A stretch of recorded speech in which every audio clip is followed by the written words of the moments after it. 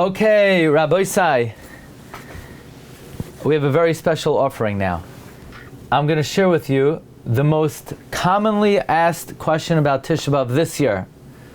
Even though I would have expected the most commonly asked question is, are you allowed to take slow release caffeine pills on Shabbos before Tisha B'Av? Are you allowed to take medicine on Shabbos? Is this considered medicine? Is it... There is an issue with it this year, and that's a hachana on Shabbos for a weekday. But in any event, no, that was not the most commonly asked question this Tisha B'Av. The most commonly asked question is, can we learn Tzipisa Yeshua on Tisha B'Av? Seriously. I'm not just doing this to promote my Sefer. I would. Well, Shmuel, you got it? In Amsterdam? In Antwerp, and they got it. You got it from Antwerp? Yes. All right, I need a picture of you holding it. Okay, send one to me. That would be. I have to send to Art Scroll. They'll be very happy. I'm very happy to know that it made it to Amsterdam. Great. Can you learn Tzipisa Yeshua on Tisha B'Av? We know that on Tisha B'Av, one is not allowed to learn Torah. What is permitted to learn? You're allowed to learn the sugya in Gittin, the Chorban, Kamsa bar Kamsa. You're allowed to learn the prophecy of Puranus in Yirmiyah. If they're psukim of consolation, you have to skip it.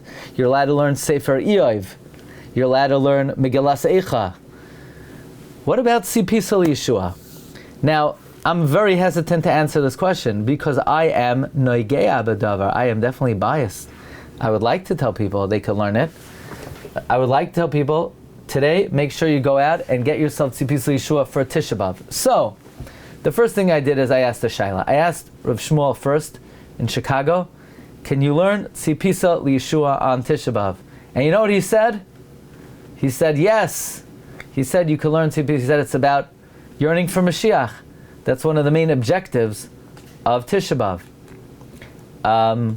But I want to share with you something else also. Because this is a general question, are you allowed to learn Sifrei Musar on Tisha B'Av? So in the Sefer Halachos U'Minhagei Bein HaMetzarim on page Kufches, he brings from Rabbi Yashiv that you're allowed to learn Musar on Tisha B'Av, even though it has Agados and Medrashei Chazal, because your intention is not to learn, your intention is to be Nisoirer for Tshuva and Tikkun Hamidos, which is the obligation of the Tainus. But Rabbi Yashiv says that's only if you're learning L'Shem Musar. What if you're learning because you want to expand your knowledge of Torah? You're not allowed to learn Sifrei Musar. And the proof is, by the way, do we learn Perkei Avos tomorrow? Is there Perkei Avos tomorrow? The Ramah says no Perkei Avos tomorrow. After Chatzos, right? We don't say Perkei Avos tomorrow by Mincha. Why not? Because you're not allowed to learn. But it's Musar. Perkei Avos is Musar. The answer is, when you're saying Perkei Avos on Shabbos, the point is not Musar, it's Limud Torah. You can't do that. The Ramah says you can't do that. So there's no Perkei Avos tomorrow. So to learn Musar on Tisha B'Av, you're allowed to if you're doing it for Musar. If you're doing it for Torah, you can't. So according to that, I would say that also substantiates this psak. Tzipisa Yeshua is a Sefer L'Chavetz Chaim. It's Musar about the importance of yearning for Mashiach, and according to this psak of Rabbi Yashiv, if you're doing it to expand your Torah knowledge, no. If you're doing it to ma'orer oneself to yearn for Mashiach, then it's permitted. In Rav Simcha Bunim Cohen's Sefer, The Laws of Daily Living on the 3 Weeks, he brings on page 137, footnote 74, the tshuva of Rabbi Ovadia Yosef. Amazing tshuva. I love this tshuva. You ready?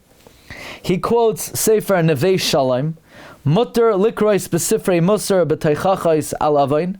You're allowed to learn Sifrei Musar, rebuke for sin. Shehi machniyim esleva adam. It humbles the heart. Ve'evshar sheyashav b'tshuva. Because that's what we need to do now. Why are we fasting? Why are we fasting? We're fasting to do tshuva. Says the Nevei Shalom, the proof that you're allowed to learn Musar is you're allowed to learn Eov. You're allowed to learn the the Dvarim Haram of Yirmiyah. Says the Nevei Shalom, it appears to me lahalacha you're allowed to learn Musar, but lamaisa you still need to think about whether it's permitted or not. Reb Chaim Falaji in Sefer Ruach Chaim, Siman Shin Pei, quotes the Nevei Shalom, and he says the Nevei Shalom matters learning Musar. Ask Rabbi Avadia, why didn't Reb Chaim Falaji quote the end of the Nevei Shalom, that even though lahalacha you're allowed to do it, but we need to think about it? Says Rabbi Avadia, Reb Chaim Falaji is the great prince who's saying you're allowed to. In other words, the reason why he didn't bring down the end of the Nevei Shalom, the conclusion, that it's still not clear, is because it was clear to Reb Chaim Falaji that it's mutter. So in other words, who, besides Rabbi Yashiv, who allows learning Sifrei Musar on Tisha B'Av? Reb Chaim Falaji. So now, the Rabbi Avadia quotes the Sefer Avraham Ezgar, also who concludes the Nevei Shalom, says you're allowed to learn Musar. And Rabbi Avadia quotes the Meiri, who says that the Torah, the halacha only answers divrei Torah for an avel derech limud, but any to be ma'ayin to a sefer that's ma'oirer to tshuva, it's not aser. Not only that, you should do that. However, the Meiri says not on the first day of Avelos. Anyway, Reb Simcha Bunim Cohen asks, though, why then are you not allowed to learn, why don't we learn Perkei Avos? But the conclusion of Rabbi Yashiv and the conclusion of Reb Chaim Falaji and Rabbi Avadia is that you're allowed to learn Sifrei Musar. And therefore, make sure you get Tzipisa Yeshua. You don't have to learn on Tisha B'Av. You can learn it before Tisha B'Av. You can learn it after. And you can even get a free copy if you learn it. If you agree to learn Sefer Tzipisa Yeshua, go to marbitsetorah1@gmail.com, and they will send you a free copy of Sefer Tzipisa Yeshua. One more idea. Recording stopped.